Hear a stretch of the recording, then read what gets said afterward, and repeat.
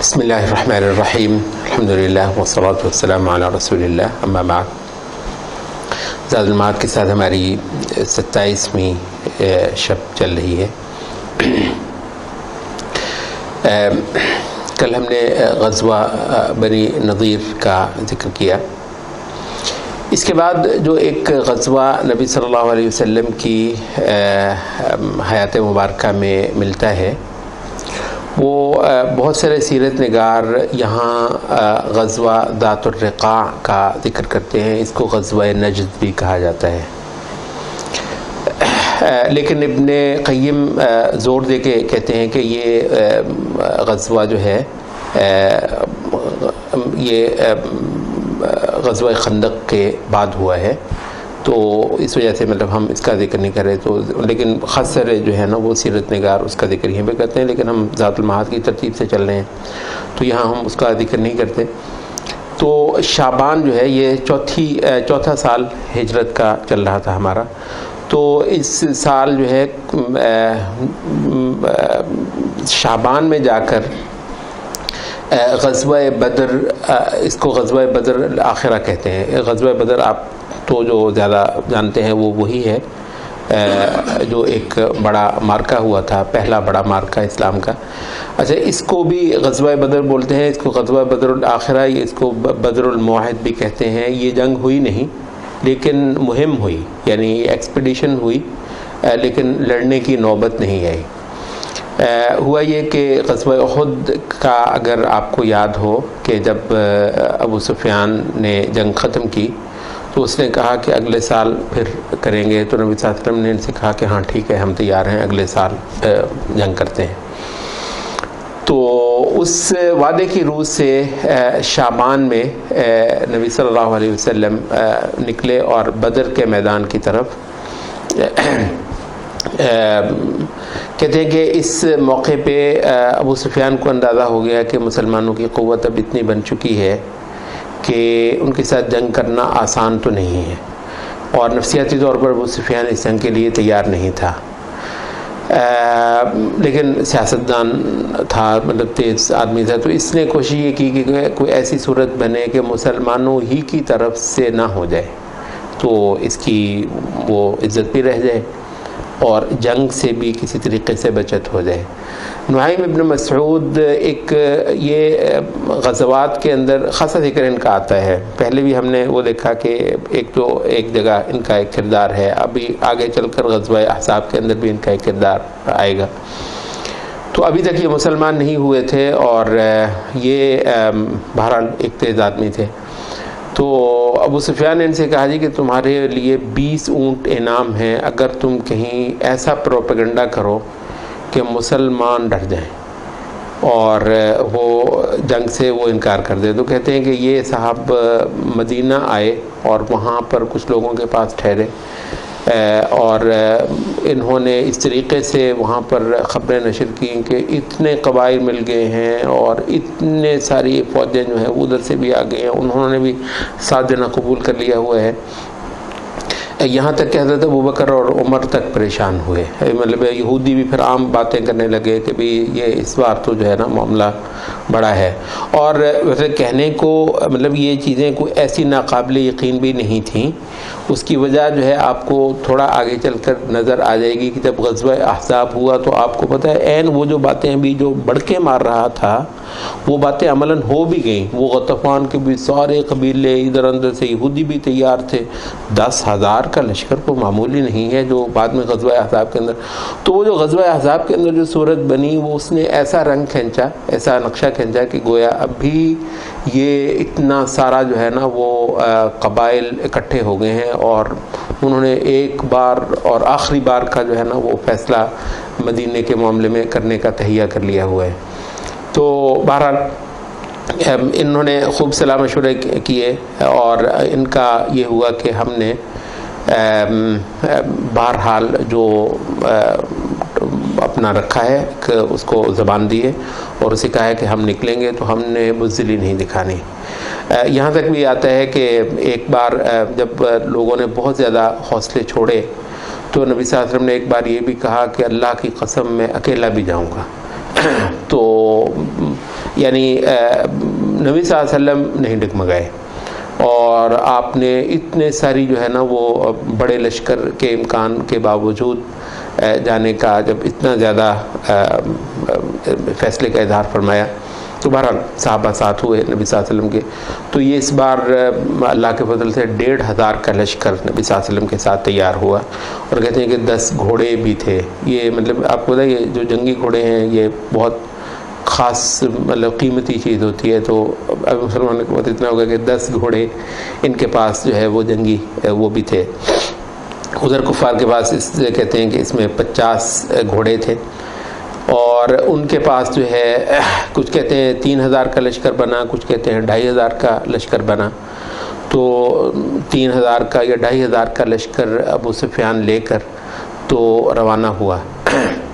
لیکن یہ ہے کہ یہ بے دلی سے چل رہا تھا. تو جب اس کو یہ اطلاع ملی کہ مسلمان تو وہ نعیم ابن مسعود کی وہ ساری پروپیگنڈا وار جو ہے وہ ناکام گئی ہے اور وہ لوگ تو آگے ہیں، تو اب مطلب آپ خود بھی دیکھ سکتے ہیں، اور ابو سفیان بھی ایک ذہین آدمی ہے کہ مسلمان تو اگر 1/3 بھی ہوں تو کافروں پر بہت بھاری ہوتے ہیں. اب اس بار تو ان کے 1500 ہیں، ان کے 2500 یا 3000 ہیں، یہ تو کوئی بڑی چیز نہیں ہے.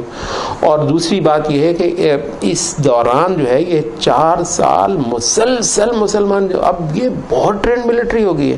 یعنی اب جو مسلمان جو جنگجو ہے اس کا مقابلہ کرنا حقیقت یہ ہے کہ عربوں میں سے کسی بھی لشکر کے بس کی بات نہیں تھی. یہ ایک غیر معمولی جذبے والی اور اب غیر معمولی ان کو تربیت بھی ہو گئی ہے، اور انہوں نے جو مشقتیں 4 سال تک مسلسل برداشت کی ہیں، تو اب سمجھ یہ آ رہا تھا کہ اس بار تو اگر گیا تو ایسی پٹائی ہوگی کہ کچھ بھی بچ کر جو ہے وہ نہیں آ سکے گا. تو کہتے ہیں کہ مر الظہران کو بہت دور نہیں ہے، تو وہاں تک ابو سفیان کا لشکر گیا.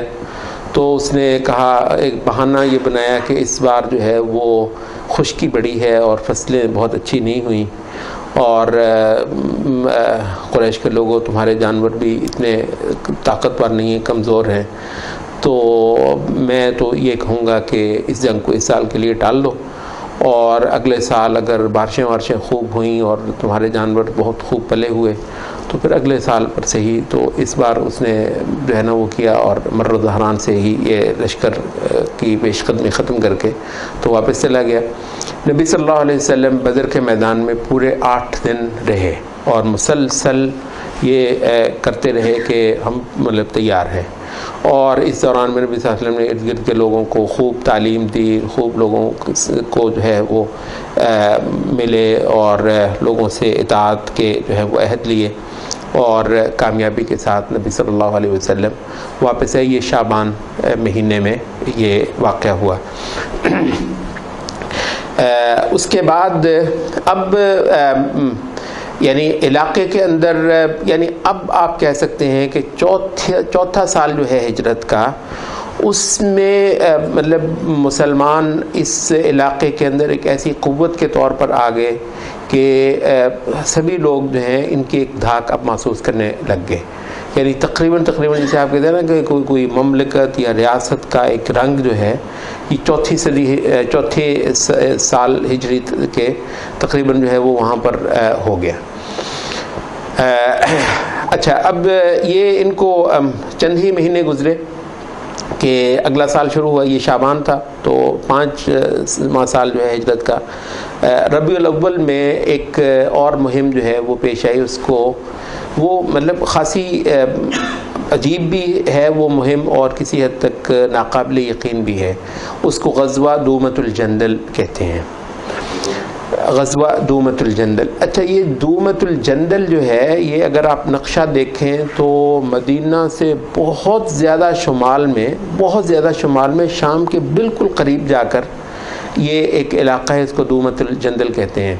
مطلب جو پرانی کتب میں جو لکھا ہوا ہے وہ یہ ہے کہ شام سے یہ صرف 5 راتوں کے سفر کا فاصلہ تھا. شام سے 5 راتوں اور مدینہ سے 15 راتوں کے فاصلے پر ہے.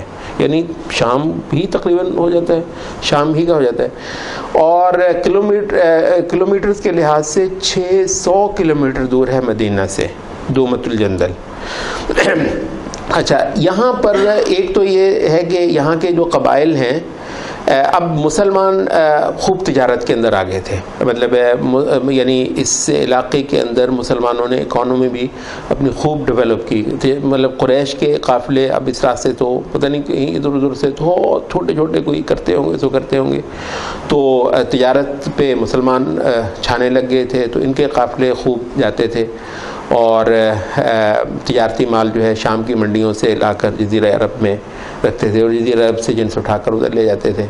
اچھا تو دومت الجندل میں جو قافلے تھے مسلمانوں کے بھی اور دوسروں کے بھی جو قافلے ہیں وہ لوٹے جانے لگے، اور وہ وہاں کے لوگوں نے جو ہے نا وہ خوب گھاتیں لگائیں. وجہ تھوڑی سی اللہ عالم کچھ یوں تھی کہ قریش کے معاہدے تھے نا، یہ پورا یہ جتنا روٹ ہے نا اس پہ جو بڑے بڑے قبائل تھے سب کے ساتھ قریش کے تو تھے معاہدے. اب قریش کی تو تجارت نہیں ہے تو باقی کون ہوتا ہے، تو اس وجہ سے ان کے قافلے جو ہے وہ لوٹے جانے لگے. مزید یہ ہے کہ نبی صلی اللہ علیہ وسلم کو یہ بھی اطلاع آئی کہ کچھ قبائل جو ہیں وہ وہاں پر خوب قوت جمع کر رہے ہیں، اور اب ان کا خیال ہے اور ہو سکتا ہے کہ قریش کا بھی اس کے اندر کچھ ہاتھ ہو کہ ایک حملہ جو ہے وہ اس طرف سے لشکر بنا کر تو کیا جائے. اچھا لیکن یہ کہ سیرت نگار لکھتے ہیں کہ اتنی دور جو ہے وہ کوئی ایسی بڑی بات نہیں تھی کہ جو ایسا کوئی خطرہ ہی ہے کہ مطلب اس خطرے کی وجہ سے نبی صلی اللہ علیہ وسلم اتنی دور جاتے ہیں غزوہ کرنے کے لیے. تو اللہ عالم اس کی جو زیادہ بڑی نظر آتی ہے وہ یہ ہے کہ نبی صلی اللہ علیہ وسلم آپ پورے عرب کو باقاعدہ یہ دکھانا چاہ رہے ہیں کہ ہماری مار 600 میل تک ہے، یعنی 600 کلومیٹر کتنا ہوگا بھلا؟ لاہور سے بیٹھے ہوئے مطلب قریب ترین شہر کون سا ہوگا آپ کا 600 کلومیٹر؟ اندازہ لگائے تو پشاور 500 سے زیادہ نہیں ہے، یعنی تقریباً جلال آباد. یعنی آپ ذرا دیکھیں کہ مثلا یہاں پہ بیٹھے ہوں تو کہاں جلال آباد ہے. تو نبی صلی اللہ علیہ وسلم نے 1,500 کا جو ہے وہ لشکر لیا، اور کمال یہ ہے مطلب اچھا خاصا سائزیبل یہ لشکر ہے. اس میں کمال رازداری یوں رکھی کہ صرف راتوں کو سفر کیا اور دن میں مکمل طور پر اپنا پورے لشکر کو اس طرح وہ پھیلا دیا کہ ارد گرد جہاں جس علاقے سے گزر رہے ہیں کسی کو یہ محسوس بھی نہیں ہو کہ فوج گزر رہی ہے. تو کہتے ہیں پوری رات سفر کرتے اور دن میں لشکر کو مکمل طور پر پھیلا دیتے، جاؤ بھی درختوں میں جھاڑیوں میں ادھر ادھر جو ہے نا وہ رہو اور پورا دن یوں گزارو، اور رات ہو جائے تو پھر اکٹھے ہو جاؤ اور مارچ کرتے تھے. تو 15 دن راتوں کا ان کا جو ہے وہ سفر رہا، اور یوں یہ رازداری کے ساتھ دومت الجندل کے اوپر جو ہے انہوں نے جا کر چڑھائی کی. اور جیسے ہی وہاں پر انہوں نے اس فوج کو دیکھا تو سب کے سب تتر بتر ہو گئے، جو کہ عربوں کا عام طور پر وہ طریقہ ہوتا ہے کہ جب وہ دیکھتے ہیں کہ یہ ہمارے مقابلے کا نہیں ہے تو پھر وہ تتر بتر ہو جاتے ہیں. تو نبی صلی اللہ علیہ وسلم نے خوب وہاں سے ان کے غنائم وغیرہ حاصل کیے، ان کے مال مویشی جو ہیں وہ لیے، اور وہاں پھر ارد گرد خوب تبلیغ کی. اتنی دور جو ہے اس علاقے میں آئے ہیں تو نبی صلی اللہ علیہ وسلم نے تبلیغ کی، قبائل کو اسلام کی دعوت دی، سمجھایا. نبی صلی اللہ علیہ وسلم کے جو لوگ تھے وہ بھی خوب ادھر پھیلے، اور یہ ایک جہادی سفر بھی تھا اور یہ ایک تبلیغی دعوتی سفر بھی تھا. راستے میں بنو فزارہ جو ہے ایک اور، یہ فزارہ ایک بہت بڑے قبائل کا مجموعہ بنتا ہے. تو فزارہ کا جو سردار تھا عیینہ ابن حصن، تو اس کو بھی جو ہے اپنی اطاعت کا عہد اس سے بھی لے کر آئے. تو یہ ایک اور بہت بڑی کامیابی تھی. اس نے کہا جی کہ آپ کے جو ہے وہ مدینہ کے تک کے جو یہ آپ کی چراگاہیں ہیں، مجھے اجازت دے دیجیے کہ ہمارے اونٹ یہاں پر چرا کریں. نبی صلی اللہ علیہ وسلم نے کہا ٹھیک ہے تم اپنے اونٹ چراؤ. تو اس سے وہ خوش بھی ہوا اور فزارہ کے ساتھ مسلمانوں کے ایک اچھے تعلقات جو ہے وہ بن گئے. تو اب اس کو کہا جاتا ہے غزوہ دومت الجندل. اس کے اندر بھی جنگ ہونے کی نوبت نہیں آئی، لیکن یہ ہے کہ ارد گرد کا اتنا 600 کا ایریا جو ہے سارے کا سارا اسلام سے منور ہوا. بڑے بڑے لوگ جو ہیں ان کو پتہ چلا کہ بتوں کی عبادت، یہ باپ دادا کا طریقہ کتنا وہ ہے، اور یہ روشنی جو مدینہ میں ہے مطلب کیسی اعلیٰ روشنی ہے. تو ایک بہت کامیاب سفر اللہ تعالیٰ نے یہ مسلمانوں سے کروایا، اور نبی صلی اللہ علیہ وسلم واپس آئے. تو اب یوں تھا کہ یہ تقریباً جو شمال کا عرب کا جتنا حصہ ہے وہ تقریباً مسلمانوں کے زیر نگیں جو ہے وہ آ چکا تھا.